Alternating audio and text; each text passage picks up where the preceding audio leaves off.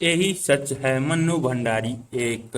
वह क्यों नहीं समझता कि आज हमारी भावुकता यथार्थ में बदल गई है। सपनों की जगह हम वास्तविकता में जीते हैं। हमारे प्रेम को परिपक्वता मिल गई है, जिसका आधार पाकर वह अधिक गहरा हो गया है, अस्थायी हो गया है। संदर्भ व्याख्या पंक्तियां नई कहानी की प्रख्यात कथाकार मन्नू भंडारी की कहानी है, यही सच है से ली गई है। यह कहानी स्त्री पुरुष संबंधों को अपना विषय बनाती है। प्रसंग प्रस्तुत पंक्तियां संजय व दीपा के संवाद से ली गई है। जब संजय दीपा से उसके पूर्व प्रेमी निशित को लेकर मजाक करता है, तब दीपा ये पंक्तियां कहती है। व्याख्या दीपा संजय से कहती है कि निशित से उसका प्रेम कोरी भावुकता व नीरा बचपना था, जो प्रायः कम उम्र से होता है। लेकिन हमारा प्रेम भावुकता की जगह यथार्थ में बदल गया है। इस यथार्थ प्रेम में जीवन की वास्तविकता है। हमारे प्रेम को समय व उम्र की परिपक्वता मिलने से वह और अधिक गहरा व अस्थायी हो गया है। निश्चित के साथ प्रेम में अस्थायित्व नहीं था, गति थी पर गहराई नहीं थी। विशेष मन्नू भंडारी यह भाव व्यक्त करती हैं कि प्रेम में भी जीवन की सुरक्षाएं व यथार्थ रोमानियत से ज्यादा बढ़कर होती हैं। व्याख्याएं पंक्तियों में चेतना प्रवाह शैली का सुंदर प्रयोग। उपरोक्त पंक्तियां दीपा की चेतना में चलती हैं। कहानी में डायरी शैली का प्रयोग किया गया है। भाषा सघन अनुभूति प्रधान है। चिंतन मनन व विश्लेषण की अधिकता है। प्रासंगिकता प्रायः शहरी मध्य वर्ग में प्रेम भावुकता भावनाओं की बजाय यथार्थ संबंधों व उपयोगिता मूल संबंधों पर आधारित देखा जाता है। दूसरा, एकाएक ही एक विचार मन में आता है, क्या जो कुछ मैं सोच गई वह निराभ्रम ही था, मात्र मेरी कल्पना, मेरा अनुमान नहीं उस स्पर्श को भी मैं भ्रम कैसे मान लूं जिसने मेरे तन मन को डुबो दिया था, जिसके द्वारा उसके हृदय की एक एक परत मेरे सामने खुल गई थी। संदर्भ प्रस्तुत पंक्तियां राजेंद्र यादव द्वारा संपादित कहानी संग्रह में संकलित मन्नू भंडारी की कहानी यही सच है से उद्धृत है। प्रसंग ये पंक्तियां कहानी के अंतिम पृष्ठों से हैं। इनमें दीपा सोचती है कि वह अपने पूर्व प्रेमी निशित को लेकर रोमानियत में खो रही थी, कहीं वह भ्रम तो नहीं है। व्याख्या दीपा के कलकत्ता में अपने पूर्व प्रेमी निशित से मिलने पर पुनः उसके प्रति प्रेम उपजता है और वह सोचती है कि निशित में भी पुनः प्रेम भाव उत्पन्न हुआ है।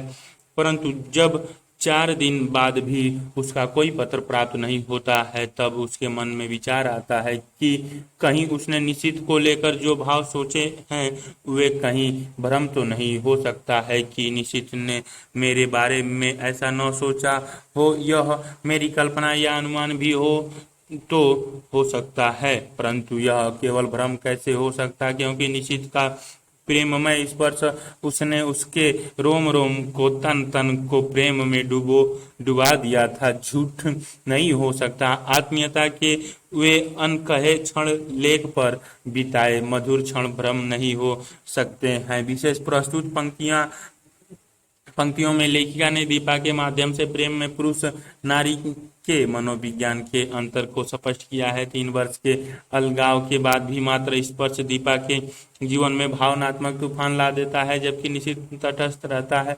प्रस्तुत पंक्तियों में डायरी शैली में चेतना प्रवाह शैली का सुंदर प्रयोग है। इसमें अल्प विराम विस्मय बोधक चिन्हों का सटीक प्रयोग दीपा के भावों की सटीक अनुभूति पाठक तक संप्रेषित करता है। भाषा में गहन अनुभूति के कारण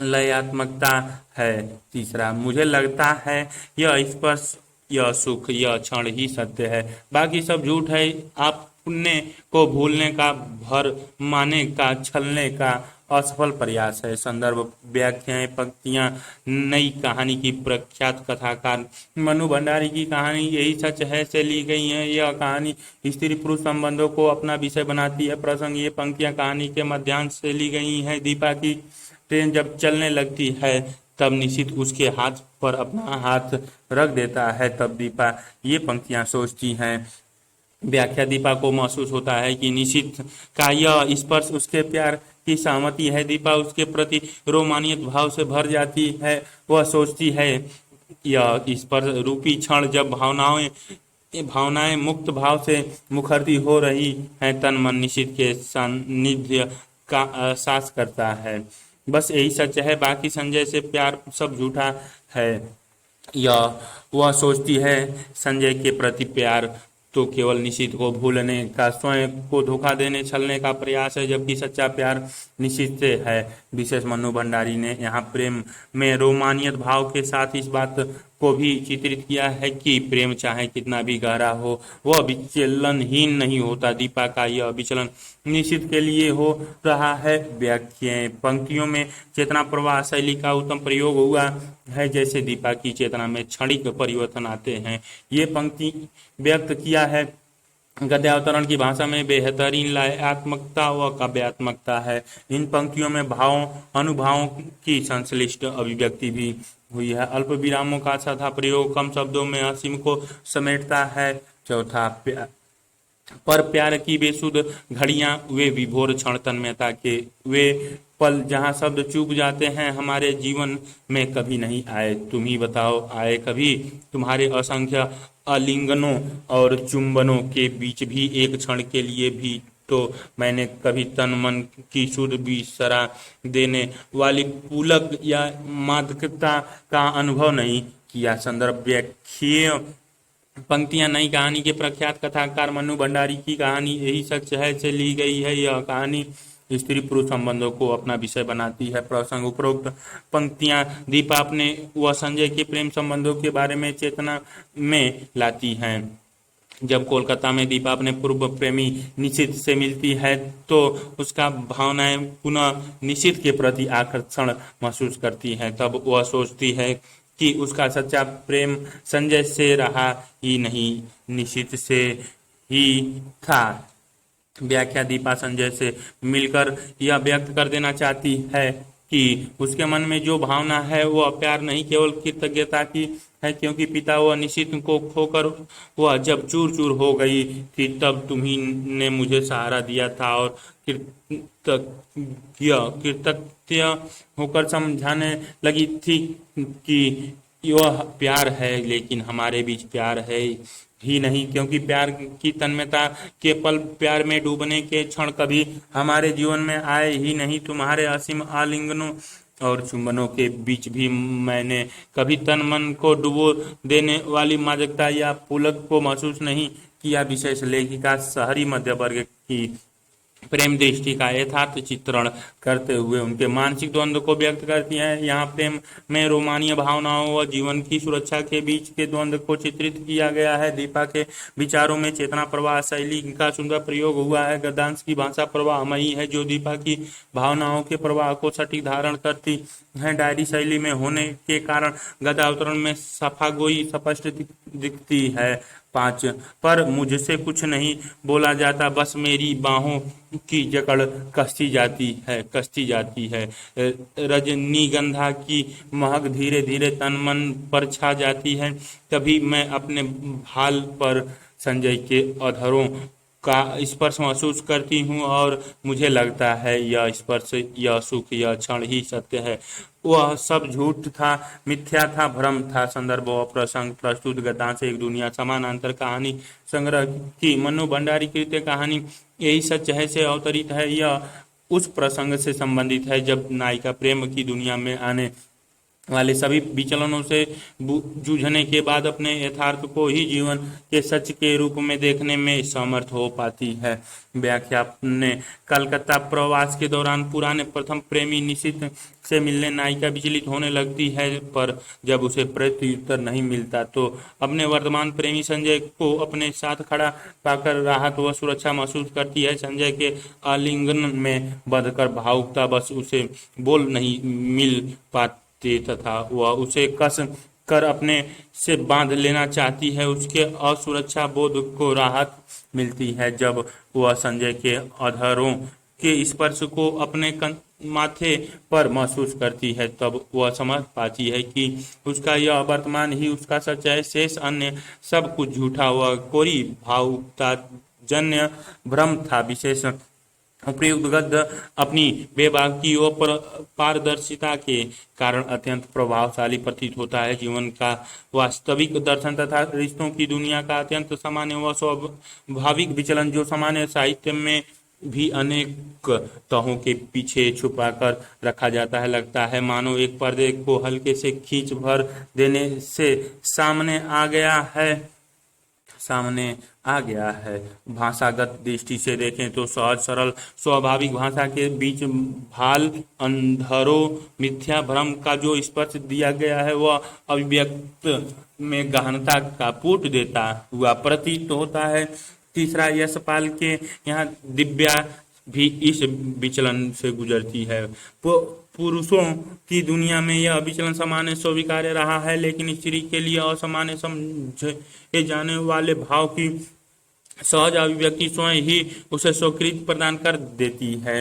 दूध और दवा मार्कंडेय एक, कभी कभी इन थापों की रेखाओं में मानुष्यता का पूरा भविष्य पढ़ा गया है, और कभी आग की बेतरतीब लहरें किसी अनहोनी होने से वस्तु सत्य के वीरान अंधेरे से दौड़ दौड़ कर मेरे सीने से सटती चली आती हैं। चौकड़ी भरते हिरणों की लंबी कतार और पीछे लोलूप अंधा दुष्यंत। संदर्भ प्रस्तुत पंक्तियां नई कहानी के प्रमुख स्तंभ राजेंद्र यादव द्वारा संकलित एक दुनिया समानांतर की कहानी दूध और दवा से ली गई है। इस कहानी को मार्कंडेय द्वारा लिखा गया है।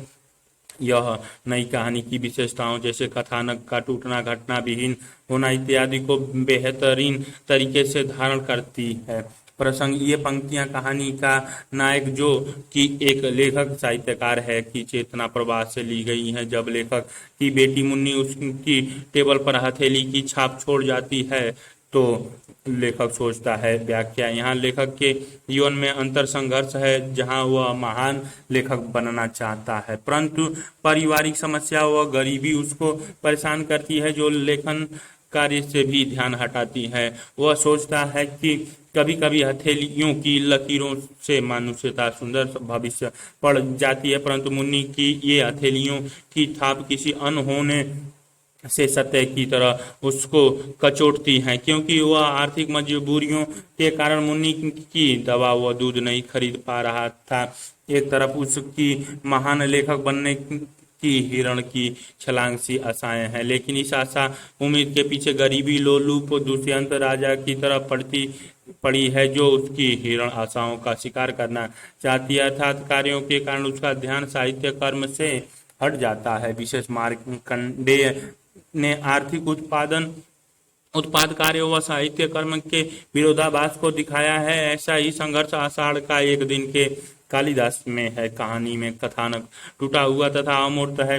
ये पंक्तियां चेतना प्रवाह शैली का श्रेष्ठ उदाहरण है। गद्यावतरण की भाषा में गहन कठिन प्रतीकात्मकता है, जहाँ साहित्यकार की आशाओं को हिरण की चौकड़ी व आर्थिक गरीबी को लोलुप राजा दुष्यंत का प्रतीक दिया है।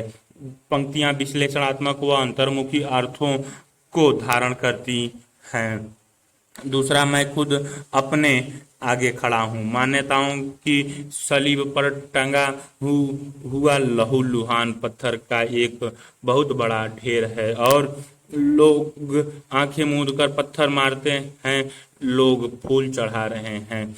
मान्यताओं पर आदमी को बार बार की नोची छिछड़ी को दांतों से नोच नोच कर फेंक रहे हैं। लोग नंगी औरत के कोमल शरीर को खुदेरे जूट के रस्सों से जकड़कर बांध रहे हैं। सिर्फ एक लाचारी का आरोप, आदमी नहीं, टूटा हुआ पुराना खंडहर है। आखिर क्यों? संदर्भ प्रस्तुत पंक्तियां नई कहानी के प्रतिनिधि कहानीकार मार्कंडेय की कहानी दूध और दवा से ली गई है। प्रसंग, ये पंक्तियां मैं के मनोभावों को व्यक्त करती हैं। जब लेखक स्वयं को आर्थिक लाचारियों व मान्यताओं के सामने असहाय पाता है तो सोचता है। व्याख्या में अपनी आर्थिक कमजोरियों व रूढ़वादी मान्यताओं से निकलना चाहता है। पर देखता है कि वह खुद अपने आगे खड़ा हो जाता है, अर्थात उसी का दूसरा मन उसे आगे बढ़ाने से रोक लेता है और वह स्वयं को इन मान्यताओं से घुटा हुआ महसूस करता है। वह सोचता है कि आदमी अब आदमी रहा ही नहीं, मान्यताओं के टूटे हुए खंडहर जैसा हो गया है। कहीं इन मान्यताओं को लोग फूल चढ़ाकर तो कहीं पत्थर फेंक कर बढ़ावा दिए जा रहे हैं, कहीं औरत को रस्सों से बांधा जा रहा है। आदमी बस लाचार सा हो गया है इन मान्यताओं को मानने में। वह चाहकर भी इनसे विद्रोह नहीं कर पा रहा है, जैसे मैं स्वयं नहीं कर पा रहा है। विशेष प्रस्तुत पंक्तियों में मार्कंडेय ने मानव मन के अंतर संघर्ष और दुविधा को चित्रित किया है। यह दुविधा मुक्ति बोध की कविता।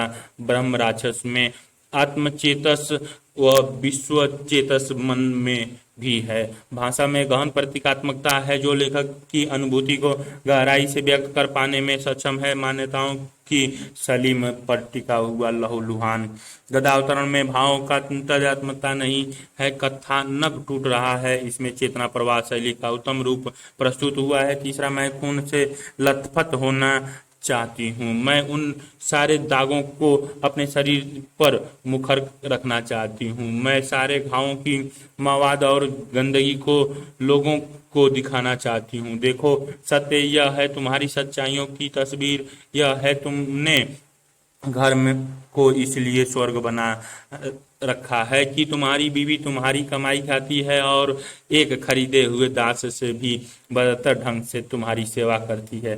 संदर्भ प्रस्तुत पंक्तियां नई कहानी के प्रतिनिधित्व कहानीकार मार्कंडेय की कहानी दूध और दवा से ली गई है। प्रसंग प्रस्तुत पंक्तियों में मैं चेतना प्रवाह में अपनी आर्थिक कमजोरियों व महान लेखक बनने के अंतर्द्वंद को व्यक्त कर रहा है। व्याख्या में चाहता है कि वह कुछ देर के लिए मानसिक अंतर्द्वंद से मुक्त हो जाए, बाहर निकल जाए, जैसे कोई मकान का दरवाजा लगाकर बरामदे में आ जाता है लेकिन वह घर से नहीं निकल पाती है। वह अर्थात उसकी साहित्यिक रचनात्मकता। यह रचनात्मकता गरीबी के कारण अपनी घुटन को सबको दिखाना चाहती है कि देखो मेरी सच्चाई यह है, अर्थात गरीबी और पारिवारिक जिम्मेदारियों के कारण मैं कहीं पीछे छूट गई हूँ।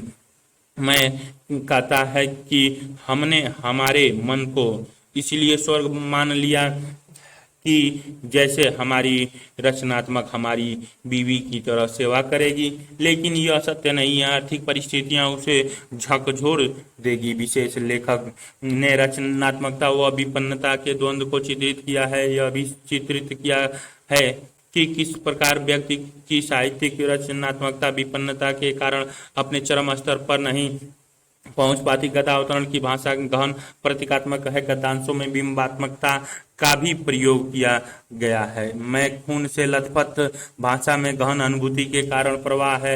एक और जिंदगी मोहन राकेश एक विवाह के साथ जो सूत्र जुड़ना चाहिए था वह जुड़ नहीं सका था। दोनों अलग अलग जगह काम करते थे और अपना अपना स्वतंत्र ताना बाना बुनकर जी रहे थे। संदर्भ प्रस्तुत गद्यावतरण नई कहानी के प्रस्तावक कहानीकार मोहन राकेश सिंह की बहुचर्चित कहानी एक और जिंदगी से लिया गया है। इसमें अस्तित्ववादी जीवन दृष्टि व जीवन के प्रति निरर्थकता बोध के भाव व्यक्त हुए हैं। प्रसंग प्रस्तुत पंक्तियों में प्रकाश व बीना के वैवाहिक संबंधों से संबंधित संवाद है, जिसमें प्रकाश उनकी वैवाहिक स्थितियों को व्यक्त कर रहा है। व्याख्या, प्रकाश व बीना का विवाह तो हो गया था लेकिन दोनों में वैचारिकता व सोच के स्तर पर तालमेल नहीं था। दोनों ही अलग अलग जगह रहकर आर्थिक रूप से स्वतंत्र जीवन यापन कर रहे थे। अतः विवाह के बाद से दोनों विवाहित होकर भी अलग रहने लगे थे। हालांकि यह आपसी सहमति से था लेकिन लोकाचार्य के नाते दोनों कभी कभी पति पत्नी के रूप में मिल लेते थे, अर्थात उनका मिलन आत्मीय मिलन नहीं सामाजिक दबाव के तहत था। विशेष लेखक ने इन पंक्तियों में वैचारिक बेमेल विवाह की निर्गति को व्यक्त किया है जो अंतः संबंधों की टूटन में व्यक्त होती है। मोहन राकेश ने स्वतंत्र भारत की सशक्त होती नारी के साथ पुरुष के सहज न हो पाने की समस्या का चित्रण भी किया है। यहाँ बिना आर्थिक रूप से स्वतंत्र है अतः वह बेमेल संबंधों को ढोती नहीं है।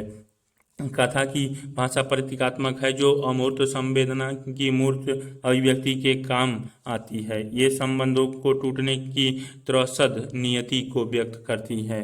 इस पर अस्तित्ववादी दर्शन का प्रभाव है। दूसरा, क्या सचमुच पहले की जिंदगी को मिटाकर इंसान नए सिरे से जिंदगी शुरू कर सकता है? जिंदगी के कुछ वर्षों को एक दुख स्वप्न की तरह भूलने का प्रयत्न किया जा सकता है। संदर्भ प्रस्तुत गदा अवतरण नई कहानी के प्रस्तावक कहानीकार मोहन राकेश की बहुचर्चित कहानी एक और जिंदगी से लिया गया है। इसमें अस्तित्ववादी जीवन दृष्टि व जीवन के प्रति निरर्थकता बोध के भाव व्यक्त हुए हैं। प्रसंग इन पंक्तियों में प्रकाश के मन में उठ रहे भावों को व्यक्त किया गया है। वह अपनी वर्तमान जिंदगी, जो गलत निर्णय के कारण असंतोषी हो गई है, से निकलकर पुनः एक और जिंदगी जीने के बारे में सोचने लगता है। व्याख्या प्रकाश सोचता है, फिजूल में पुरानी जिंदगी जिसमें उसकी तलाकशुदा पत्नी बीना व बेटा पलाश है में उलझे रहना उचित नहीं है। इसी जिंदगी अर्थात बीना व पलाश से संबंध विच्छेद करके नई जिंदगी को वह आरंभ कर सकता है। क्या उसके अपने एक गलत निर्णय से उपजे दुख वेदना को भुलाकर नई जिंदगी की शुरुआत करने के संबंध में नहीं सोचना चाहिए? एक ही तो जीवन है, यदि इसमें अपनी पूर्व गलती को सुधारा नहीं गया तो फिर कभी मौका नहीं मिलेगा। विशेष गद्यांश पर अस्तित्ववादी दर्शन का प्रभाव है। सार्त्र के अनुसार कोई भी निर्णय हो, उसमें कुछ न कुछ असंतोष तो उत्पन्न होता ही है। यहाँ प्रकाश ने जो बीना से विवाह का निर्णय किया, वह उसमें असंतोष उत्पन्न कर रहा है, लेकिन वह सोचता है कि उसे सुधारने के लिए उसके पास दूसरी जिंदगी नहीं है। इसी में ठीक करना होगा। मोहन राकेश ने इसमें मध्यवर्ग की अनिर्णय की समस्या को भी चित्रित किया है। मध्यम वर्ग हमेशा अनिर्णय में रहता है, क्योंकि एक तरफ उसकी व्यक्तिगत आकांक्षाएं होती हैं, दूसरी तरफ सामाजिक दबाव व नए प्रयोगों की विफलता का डर। प्रकाश में वह टूटना कहानी के किशोर में यही डर है। गद्यावतरण की भाषा में घटना नहीं, चिंतन मनन व्यक्त हो रहा है। भाषा में प्रवाहमकता है। तीसरा, बहुत से इंसान हैं जिनकी जिंदगी कहीं न कहीं किसी न किसी दोहरे से गलत दिशा की ओर भटक जाती है। क्या यही उचित नहीं कि इंसान उस रास्ते को बदलकर अपनी गलती सुधार ले? आखिर इंसान को जीने के लिए एक ही जीवन तो मिलता है, वही प्रयोग के लिए और वही जीने के लिए। तो क्यों इंसान एक प्रयोग की असफलता को जीवन की असफलता मान ले? संदर्भ प्रस्तुत गद्यावतरण नई कहानी के प्रस्तावक कहानीकार मोहन राकेश की बहुचर्चित कहानी एक और जिंदगी से लिया गया है।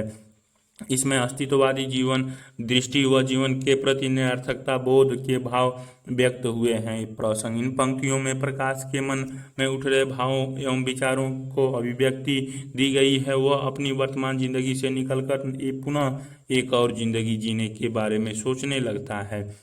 व्याख्या प्रकाश सोचता है कि बहुत लोगों के जीवन में किसी गलत निर्णय के कारण जिंदगी किसी गलत दिशा में चली जाती है। तो क्या यह सही नहीं कि गलत दिशा का पता लगाते ही सही दिशा में वापस आ जाएं और अपनी गलती सुधार कर संतुष्ट होकर जीवन यात्रा पूरी करें, या फिर अपनी गलती का पीछा करते रहें, अर्थात गलत निर्णय से वह और बिना विवाह संबंध में बंध गए तथा पुनः दुर्घटनावश प्लास उनके जीवन में आ गया, परंतु उसे अब इस गलती को सुधारने के लिए आपस में संबंध विच्छेद कर नया जीवन जीना चाहिए। वह सोचता है कि व्यक्ति को एक ही जीवन मिलता है जिसमें वह प्रयोग करता है एवं जीता है। अतः यदि एक प्रयोग असफल हो गया तो जीवन जीना नहीं छोड़ना चाहिए, और यह असफलता जीवन की असफलता नहीं है। विशेष पंक्तियों पर शास्त्र के अस्तित्ववादी दर्शन का प्रभाव है। सार्त्र ने कहा है कि निर्णय कितनी भी समझदारी से किया जाए, कुछ न कुछ असंतोष रहता ही है। यही समस्या प्रकाश की है। उसके गलत निर्णय से असंतोष है, परंतु उसे इसी जीवन में निर्णय को गलती को ठीक करना पड़ेगा। उसके पास एक और जिंदगी नहीं है। यह गलत निर्णय या अनिर्णय की समस्या केवल प्रकाश की नहीं, आधुनिक भाव बोध से उत्पन्न निरर्थकता बोध के कारण आधुनिक मानव की है। गद्यांश में प्रतीकात्मकता भाषा शैली का सुंदर प्रयोग किया गया है। चौथा, बच्चे के को पिता से ज्यादा माँ की जरूरत होती है। कई दिन, कई सप्ताह वह मन ही मन संघर्ष करता रहा। जहाँ उसे दोनों न मिल सकते हों वहाँ उसे माँ तो मिलनी चाहिए ही। अच्छा है तुम बच्चे की बात भूल जाओ और नए सिरे से अपनी जिंदगी बनाने की कोशिश करो। संदर्भ प्रस्तुत गदा अवतरण नई कहानी के प्रस्तावक कहानीकार मोहन राकेश की बहुचर्चित कहानी एक और जिंदगी से लिया गया है। इसमें अस्तित्ववादी जीवन दृष्टि व जीवन के प्रति निरर्थकता बोध के भाव व्यक्त हुए हैं। प्रसंग प्रकाश व बीना में इस बात को लेकर खींचतान रहती है कि बच्चा उसके पास रहे। बीना कहती है कि बच्चे पर मेरा अधिकार है, चाहे इसके लिए उसे सुप्रीम कोर्ट ही क्यों न जाना पड़े। तब प्रकाश बच्चे पर इसका अधिकार है इसके बारे में सोचता है। व्याख्या, प्रकाश कई दिनों सप्ताहों तक मन ही मन संघर्ष करता रहता है कि आखिर बच्चे को अधिक जरूरत किसकी है, माँ की या पिता की, और अंततः वह इस निर्णय पर पहुंचता है कि यदि बच्चे को माँ पिता दोनों नहीं मिल सके तो कम से कम माँ का प्यार तो मिलना ही चाहिए। अपने इस निर्णय पर स्वयं को समझाता है कि अब बच्चे पौलाश को भूलकर नए सिरे से अपनी नई जिंदगी की शुरुआत करनी होगी। विशेष इन पंक्तियों में तलाकशुदा दंपति में उनके बच्चे के अधिकारों व स्वयं के अधिकारों को लेकर चल रही आंतरिक द्वंद्वता का अनावरण किया गया है। इन पंक्तियों में न केवल दंपति की पीड़ा व द्वंद्व बल्कि उन बच्चों की पीड़ा का भी संकेत किया है जो माँ या बाप से अलग हो गए हैं। पंक्तियों में घटना की विशदता नहीं है, चिंतन मनन व अंतर्द्वंद व्यक्त हो रहा है। कथ्य की संवाद शैली चरित्र के मन के द्वंद्व व तनाव को धारण करती है। विजेता रघुवीर सहाय एक चीज थी जिसे तुम नष्ट कर देना चाहते थे और वह नष्ट हुई, यह प्रमाणित करते हुए कि वह है। मैं जानती हूँ कि वह है और 2 बार तुम उस पर आक्रमण कर चुके हो और वह उन्हें बचा गया है। संदर्भ व्याख्या पंक्तियां राजेंद्र यादव संपादित नई कहानी संग्रह एक दुनिया समानांतर में संकलित रघुवीर सहाय की कहानी विजेता से उद्धृत है। यह कहानी गर्भपात के मुद्दे पर लिखी गई है। प्रसंग, कहानी में नायक नायिका अशोक व कामिनी अभी संतान नहीं चाहते हैं, लेकिन असावधानीवश कामिनी गर्भवती हो जाती है। तो अशोक गर्भपात के लिए 2 बार उसे दवाइयाँ देता है लेकिन गर्भपात नहीं हो पाता। तब कामिनी ये पंक्तियाँ कहती हैं।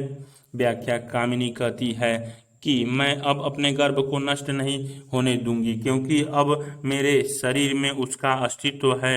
इस अस्तित्व का प्रमाण यह है कि तुम्हारे 2 बार के प्रयासों से भी वह नष्ट नहीं हुआ। वह गर्भ 2 बार तुम्हारे आक्रमणों को झेलकर भी जिंदा है। यह उसकी जीविका व उसके बावजूद को दर्शाता है। अतः मैं अब उसे जन्म दूंगी। विशेष, रघुवीर सहाय की यह कहानी गर्भपात के मुद्दे को संवेदनशीलता से उठाती है। यह अनचाहे गर्भ से मुक्ति व गर्भ के जन्म लेने के अधिकार संबंधी अनेक सवाल खड़े करती है।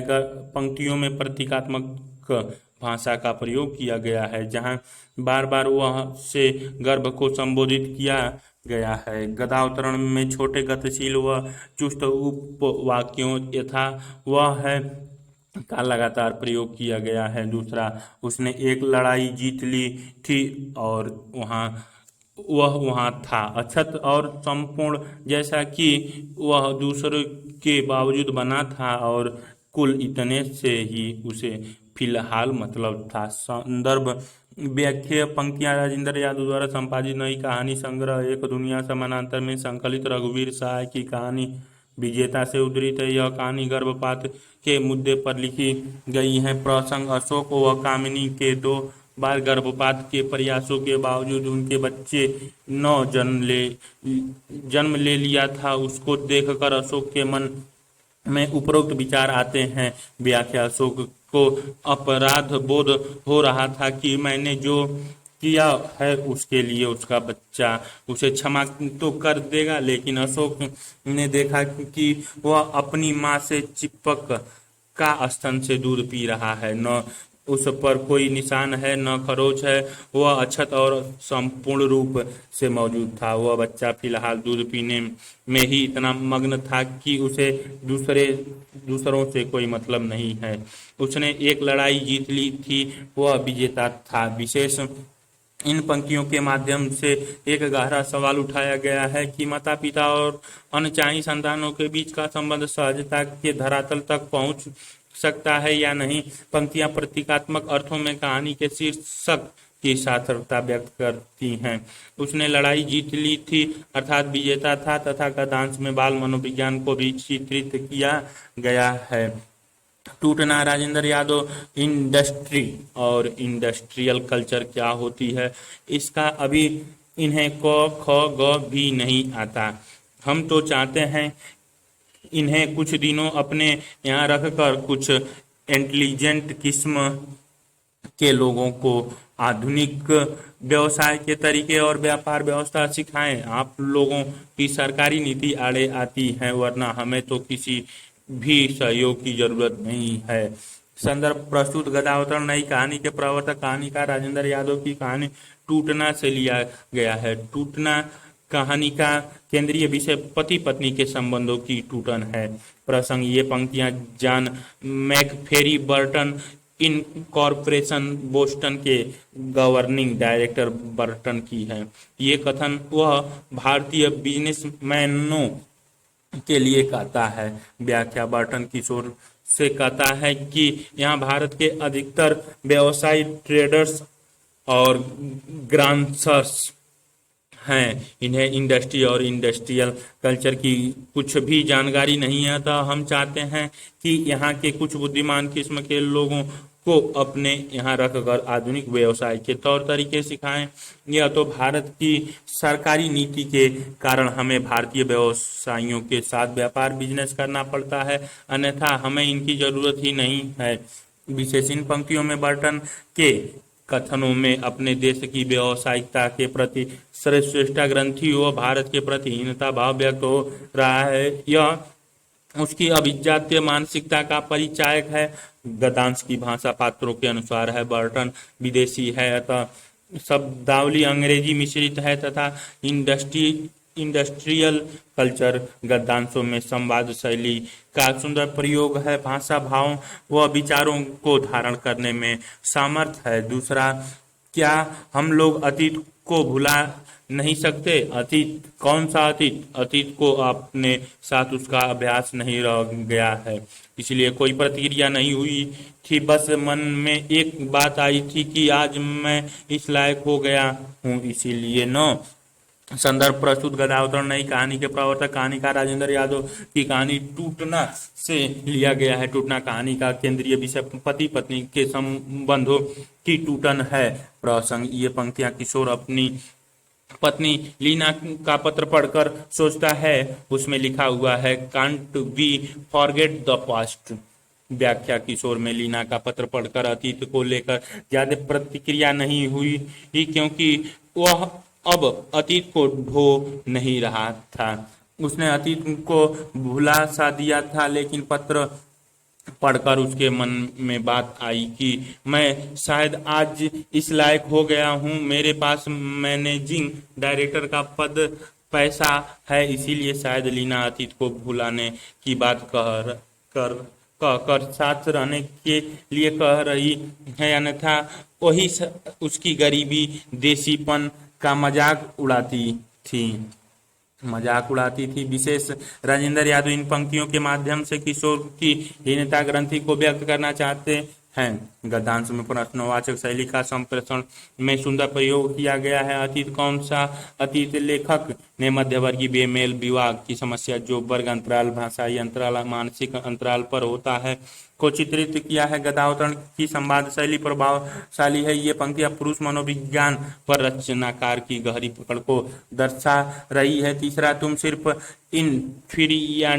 इन्फीरियरिटी कॉम्प्लेक्स के मरे हुए हो, इसीलिए तुम्हें मेरी हर बात वह नहीं लगती जो होती है। उसके पीछे और बातें दिखती हैं। मैं समझती थी कि मैनर्स बातचीत, उठने बैठने के तौर तरीके और व्यवहार ऐसी चीजें हैं जिन्हें बहुत जल्दी बदला जा सकता है, सीखा और भुलाया जा सकता है, लेकिन इस कम्प्लेक्शन का तो कोई इलाज ही नहीं। संदर्भ प्रस्तुत गदा अवतरण नई कहानी के प्रवर्तक कहानीकार राजेंद्र यादव की कहानी टूटना से लिया गया है। टूटना कहानी की केंद्रीय विषय पति पत्नी के संबंधों का टूटन है। प्रसंग ये पंक्तियां लीना किशोर से कहती हैं। जब किशोर लीना से मानसिक, भाषाई और वर्गीय अंतराल महसूस करने लगता है, तब लीना की हर बात पर खींच उठती है, जैसे वह उसको नीचा दिखा रही हो। व्याख्या: जब किशोर बात बात पर स्वयं को हीन समझने लगता है, मेहता व लीना की बातचीत से उसको चिढ़ होने लगती है, तब वह लीना पर व्यंग करता है कि मेहता ने सिर्फ साड़ी ब्लाउज दिए हैं और कपड़े नहीं। इस पर लीना कहती है कि तुम में हीनता ग्रंथि भर गई है, जिससे तुम मेरी हर बात का दूसरा मतलब निकालते हो। मैनर्स, बातचीत, व्यवहार तो सीखा जा सकता है, लेकिन हीनता ग्रंथि का कोई इलाज नहीं है, और इसी ग्रंथि के कारण तुम्हें मेरे हंसने बोलने चलने में भी दिखावा लगता है। विशेष इन पंक्तियों में मध्यवर्गीय बेमेल विवाह की समस्या का चित्रण हुआ है। लेखक ने मनोविज्ञान का सुंदर प्रयोग किया है कि हीनता ग्रंथि बार बार नीचा दिखाए जाने पर किस प्रकार आक्रामकता धारण कर लेती है। गद्यांश की भाषा सहज है, अन्य भाषाओं के शब्दों को लेकर निषेध नहीं है। यथा अंग्रेजी शब्दावली इन पंक्तियों की भाषा नई कहानी की भाषाई विशेषता, प्रवाह, मयता व लयात्मकता को धारण करती है। गद्यांश की पंक्तियों में वैचारिक सूक्ष्मता है। एक नाव के यात्री सानी, एक दुनिया में यह सब तो चलता ही रहता है। तुम अकेली कहाँ तक लड़ोगी? किसी चीज से अगर सचमुच प्यार हो या वह कीमती हो, तो टूट फूट जाने पर भी उसका मोह नहीं जाता। संदर्भ: उपरोक्त पंक्तियां राजेंद्र यादव द्वारा संपादित एक दुनिया समानांतर की सानी द्वारा रचित कहानी एक नाव के यात्री से ली गई है। प्रसंग: ये पंक्तियां कृति की मां मिसेज मित्तल से कहती हैं। मिसेज मित्तल अपने पति से अलग अकेली रहती हैं। व्याख्या: कृति की मां मिसेज मित्तल से कहती हैं कि तुम कब तक अपने पति से झगड़कर अकेली रहोगी? दुनिया में ये पति पत्नी की लड़ाई झगड़ा तो चलता ही रहता है। वह कहती हैं कि किसी चीज से प्यार हो, वह कीमती हो, तो उसे छोड़ा नहीं जाता, मोह नहीं ही त्यागा जाता था। तुम्हें यदि अपने पति से प्यार है तो तुम ही उसके पास चली जाओ। विशेष: लेखक इन पंक्तियों में पितृसत्तात्मक समाज में महिलाओं में भी उत्पन्न पुरुषवादी सोच को व्यक्त कर रहा है।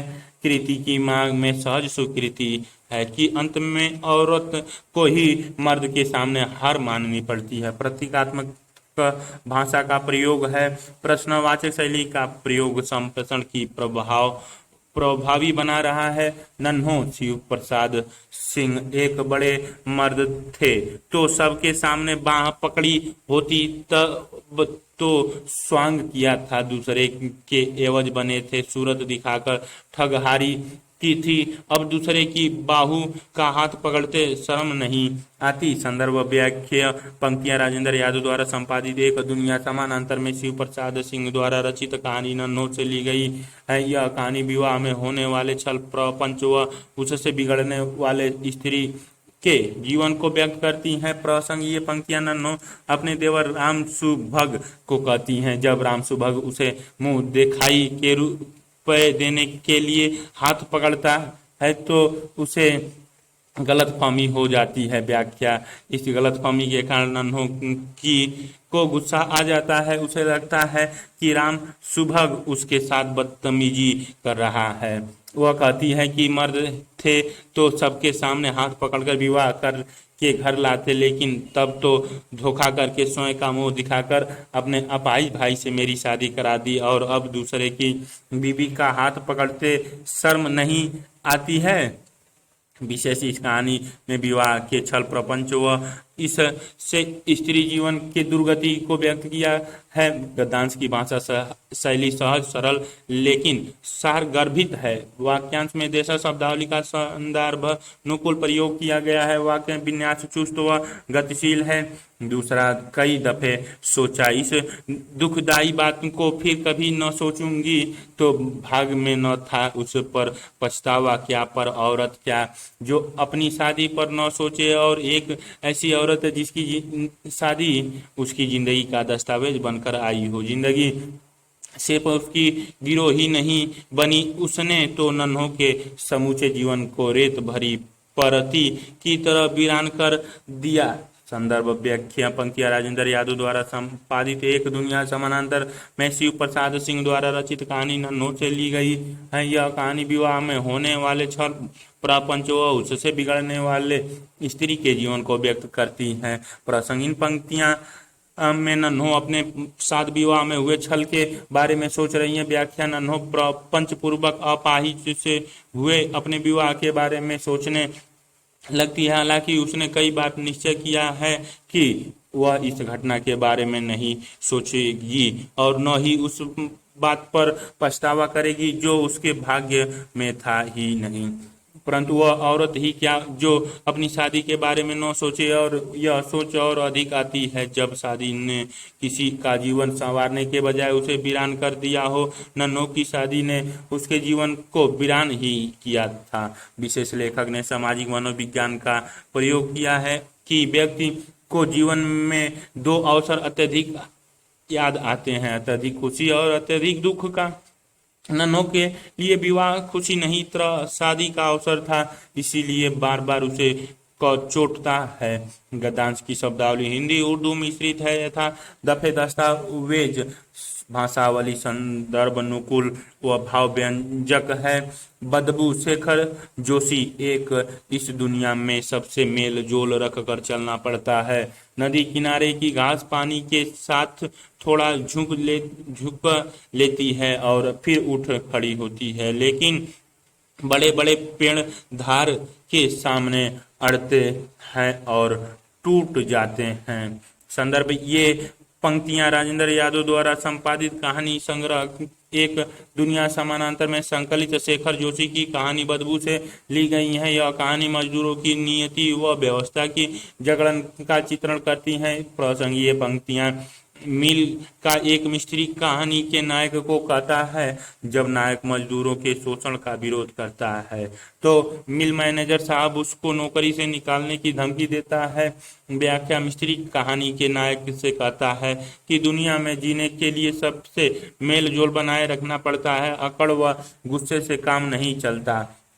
वह कहता है व्यक्ति को नदी किनारे की घास के समान होना चाहिए कि जब बहाव तेज हो तो झुक जाए, अन्यथा फिर सर उठाकर फैल जाए। यदि बड़े पेड़ के समान अकड़ होगी तो पानी के बहाव में पेड़ समान बह जाओगे। अर्थात समय अनुसार आदमी को विनम्र व गुस्सा करना चाहिए। विशेष लेखक ने बदबू कहानी के माध्यम से व्यक्त किया है कि किस प्रकार व्यवस्था की जकड़न आदमी को जकड़ लेती है। इन पंक्तियों में व्यवहारिक जीवन संदर्भों को उद्घाटित किया है। उसके समान भाव गोदान में होरी के कथन में व्यक्त हुआ है। हुक्मा लोगों से मेल जोल बनाए रखना पड़ता है। गद्यांश में उपमा शैली का शानदार प्रयोग किया गया है। नदी व घास पेड़ की उपमाओं का प्रयोग कथ्य को संप्रेषणीय बना देता है। गद्यांश की भाषा भाव व्यंजक व अर्धगर्भित है।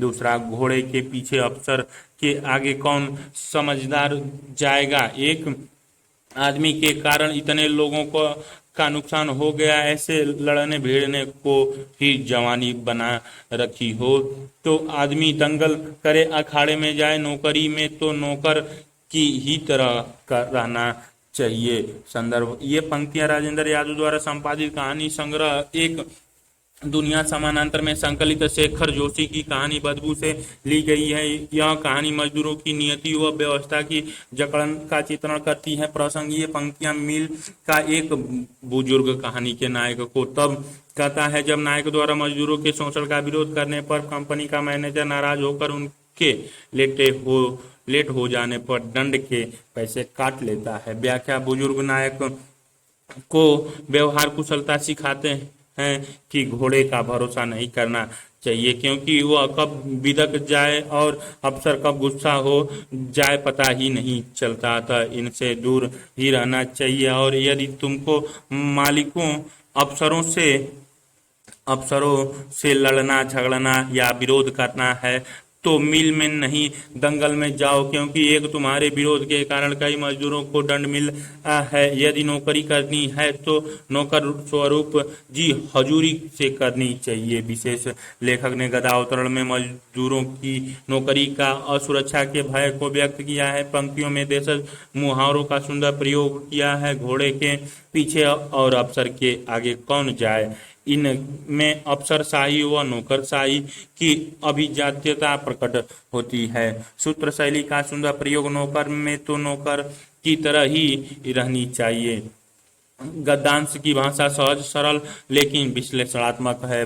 प्रेत मुक्ति: शैलेश मटियानी। एक औरत संतानहीन लोगों की इस लोक से मुक्ति नहीं हो पाती है और वे रात रात भर मसाले हाथ में लिए अपने लिए पत्नी और संताति खोजने की तृष्णा लिए कायाहीन प्रेत रूप में भटकते रहते हैं। संदर्भ व्याख्याएं: पंक्तियां नई कहानी के प्रवर्तक राजेंद्र यादव द्वारा संपादित नई कहानी संकलन एक दुनिया समानांतर की कहानी प्रेत मुक्ति से ली गई है। प्रेत मुक्ति रचनाकार शैलेश मटियानी द्वारा रचित कहानी है, जो नई कहानी के शहरी मध्यम वर्ग से निकलकर ग्रामीण परिवेश की वर्ण व्यवस्था की समस्या के बीच ले जाती है। प्रसंग: ये पंक्तियां ब्राह्मणवादी वर्ण व्यवस्था से उत्पन्न आत्मा मुक्ति व प्रेत मुक्ति जैसे विसंगतियों का चित्रण करती हैं, जिसमें किशन राम को चिंता है कि कहीं वह मर कर प्रेत न बन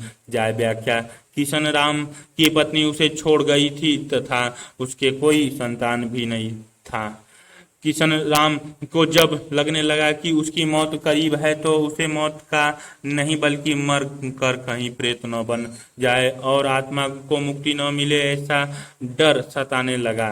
उसको याद आता है कि पंडित जी ने बताया था, जिस आदमी के संतान और औरत नहीं होती है वे मरने के बाद अपनी पत्नी व संतान की लालसा में प्रेत बन जाते हैं और मशाल लेकर उनको खोजने लगते हैं। इसी प्रकार उनकी आत्मा को प्रेत से मुक्ति नहीं मिलती है। विशेष शैलेश मटियानी इन पंक्तियों के माध्यम से वर्ण व्यवस्था के आडंबरों और कर्मकांडों का पर्दाफाश करते हैं, जिनमें किशन राम जैसे व्यक्ति जीवन की बजाय मौत के बाद की चिंता में फंसे हुए हैं।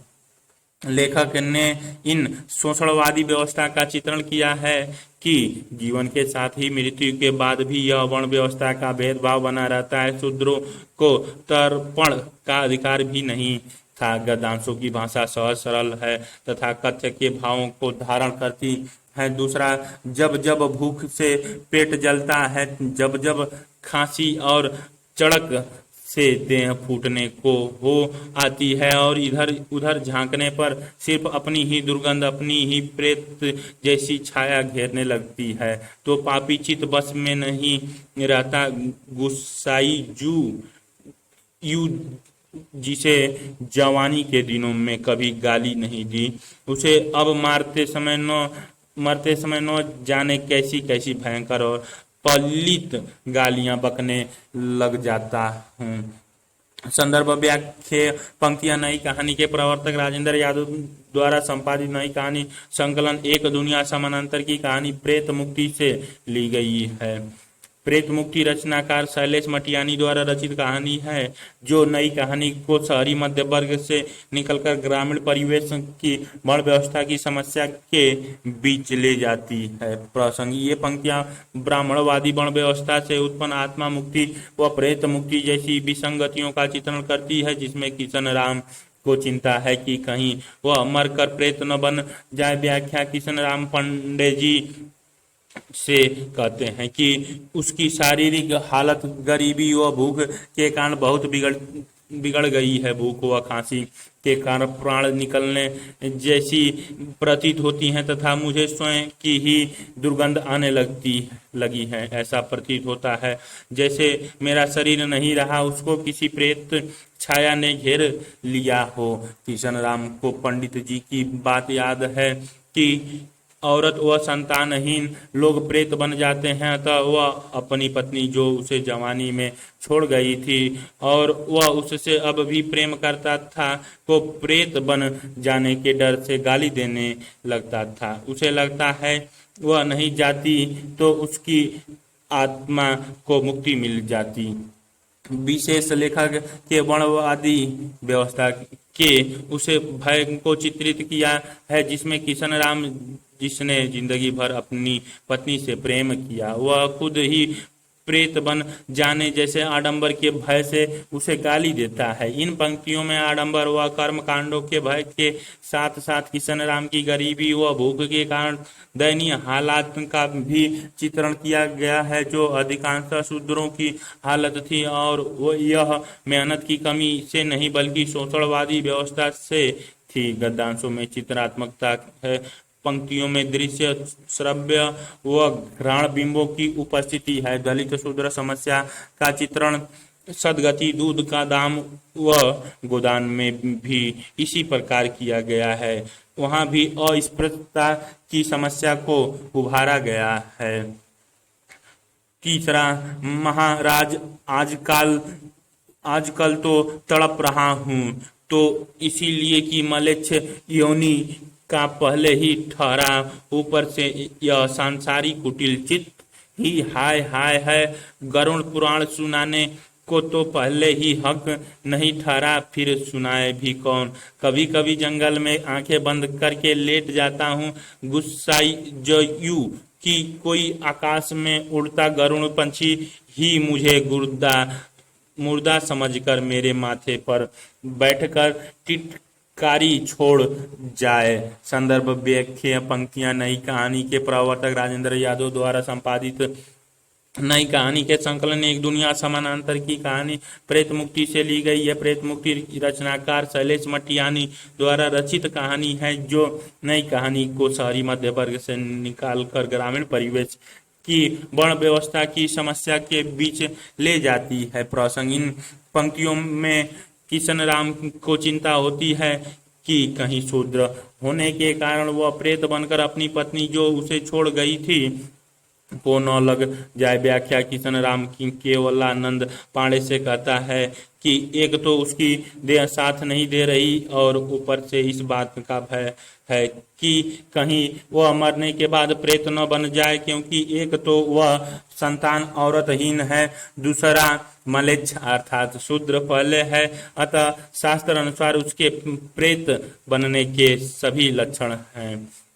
वह कहता है कि यदि वह गरुड़ पुराण सुन ले तो प्रेत योनि टल सकती है, लेकिन शूद्र होने के कारण उसे यह भी हक नहीं है। इसके लिए कभी कभी वह जंगल में लेट जाता है कि कोई उड़ता हुआ गरुड़ उसके ऊपर से उड़ जाए तो प्रेत मुक्ति मिल जाए। विशेष शैलेश मटियानी वर्ण व्यवस्था के भेद भावकारी स्वरूप का चित्रण करते हैं, जिसमें निम्न वर्ण शूद्र वर्ग को शास्त्र पढ़ने सुनने का अधिकार नहीं है और दूसरा फैलाया गया यह भय कि शूद्र होने के कारण प्रेत मुक्ति संभव नहीं है। लेखक ने शास्त्रों के उस खौफ को व्यक्त किया है जिनकी आड़ में ब्राह्मणवादी व्यवस्था फलती फूलती रही। गद्यांश में विषय वस्तु व चरित्रानुसार शब्दावली का प्रयोग किया गया है। यथा किशन राम की भाषा में देश शब्दावली का प्रयोग है। टिटकारी हाय हाय गद्यांश की भाषा प्रवाहमयी है। 4 महाराज शास्त्रों में तो आत्मा परमात्मा के ही मंत्र लिखे हुए रहते हैं। 9 आपके चरणों को सेवक ठहरा, 2-4 मंत्र मेरे अपवित्र कानों में भी पड़ जाए तो मेरी आत्मा का मैला भी छट जाए। क्या करूं, गुस्साई घास खाने वाले पशु बैल नहीं हुए, अनाज खाने वाला पशु किशन राम ही हो गया। महाराज मरने के बाद आत्मा किस कहीं परलोक को चली जाती है या इसी लोक में भटकती रह जाती है। संदर्भ व्याख्या पंक्तियां नई कहानी के प्रवर्तक राजेंद्र यादव द्वारा संपादित नई कहानी के संकलन एक दुनिया समानांतर की कहानी प्रेत मुक्ति से ली गई है। प्रेत मुक्ति रचनाकार शैलेश मटियानी द्वारा रचित कहानी है जो नई कहानी को शहरी मध्य वर्ग से निकालकर ग्रामीण परिवेश की वर्ण व्यवस्था की समस्या के बीच ले जाती है। प्रसंग इन पंक्तियों में किशन राम को चिंता होती है कि कहीं शूद्र होने के कारण वह प्रेत बनकर अपनी पत्नी जो उसे छोड़ गई थी को न लग जाए। व्याख्या किशन राम अपनी मृत्यु नजदीक जानकर प्रायः परेशान रहता है। उसे भय है कि कहीं वह प्रेत न बन जाए, इसीलिए वह प्रायः केशवानंद पांडे जी से पूछता रहता है। कहीं महाराज शास्त्रों में तो आत्मा परमात्मा के बारे में लिखा रहता है न, अतः वह चाहता है कि यदि पंडित जी से वह शास्त्रों के मंत्र सुन ले तो उसकी आत्मा को मुक्ति मिल सकती है। वह बार बार पंडित जी से जिज्ञासा बस पूछता है कि मरने के बाद उसकी आत्मा परलोक जाएगी या नहीं रहेगी। किशन राम को अपने शूद्र होने पर गुस्सा आता है कि उससे अच्छा तो गाजर खाने वाले बैल ही हैं, उसको मुक्ति तो मिल जाती है।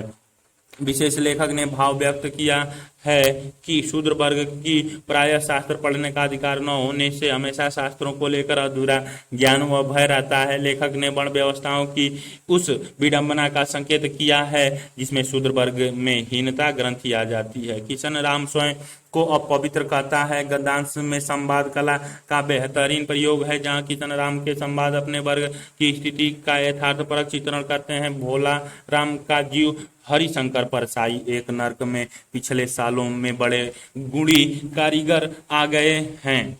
कई इमारतों के ठेकेदार हैं जिन्होंने पूरे पैसे लेकर रद्दी इमारतें बनाई। बड़े बड़े इंजीनियर भी आ गए हैं जिन्होंने ठेकेदारों से मिलकर भारत की पंचवर्षीय योजनाओं का पैसा खाया। ओवरसीयर है जिन्होंने उन मजदूरों की हाजिरी भरकर पैसा हड़पा जो कभी काम पर गए ही नहीं। इन्होंने बहुत जल्दी नर्क में कई इमारतें तान दी हैं।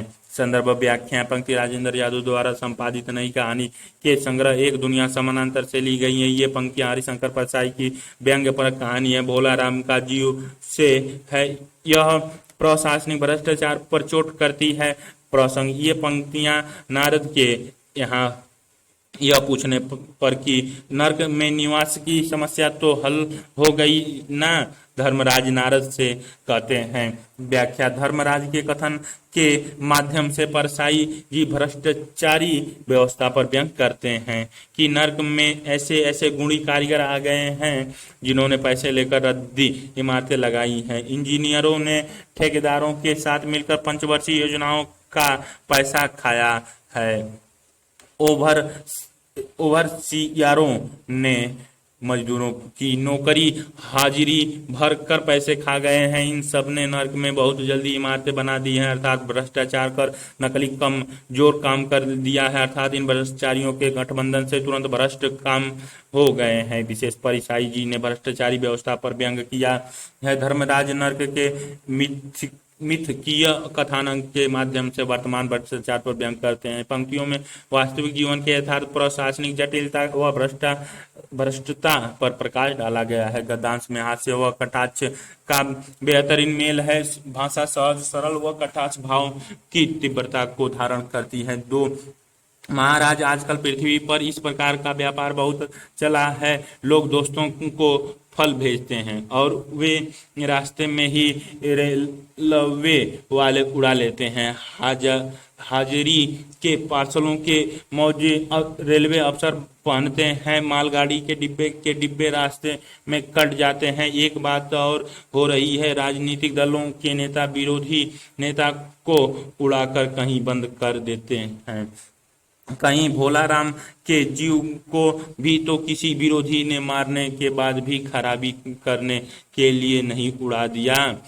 संदर्भ व्याख्या पंक्तियां राजेंद्र यादव द्वारा संपादित नई कहानी के संग्रह एक दुनिया समानांतर से ली गई हैं। ये पंक्तियां हरिशंकर परसाई की व्यंग कहानी भोला राम का जीव से है। यह प्रशासनिक भ्रष्टाचार पर चोट करती है। प्रसंग यह चित्रगुप्त का कथन है जो प्रशासनिक भ्रष्टाचार पर तीव्र व्यंग करते हैं। व्याख्या चित्रगुप्त धर्मराज से कहते हैं कि महाराज आजकल पृथ्वी पर गायब होने का नया व्यापार चला है कि रेलवे अफसर पार्सलों से फलों को गायब कर देते हैं, जिन्हें लोग दोस्तों को भेजते हैं। कभी कभी तो मालगाड़ी के डिब्बे ही गायब हो जाते हैं। राजनीतिक दल के नेता विरोधी नेता को स्वयं चुनाव जीतने के लिए गायब करा देते हैं। इसीलिए मुझे लग रहा है इसी गायब व्यापार के तहत ही भोलाराम को किसी विरोधी ने ही गायब कर दिया है। विशेष लेखक ने चित्रगुप्त धर्मराज के प्रतीकों के माध्यम से प्रशासनिक भ्रष्टाचार के यथार्थ को व्यक्त किया है। इन पंक्तियों में व्यंग की तीव्रता है। गद्यांश की भाषा सहज व व्यंग की तीव्रता को धारण करती है। प्रेमचंद की भाषा व्याख्या का रहस्य में भी भ्रष्टाचारी व्यवस्था का चित्रण है, लेकिन व्यंग की तीव्रता तुलनात्मक रूप से इसमें कम है। वर्तमान समय में भी दिन प्रतिदिन इसी प्रकार के प्रशासनिक भ्रष्टाचार, लाल फीताशाही देखने को मिलती है।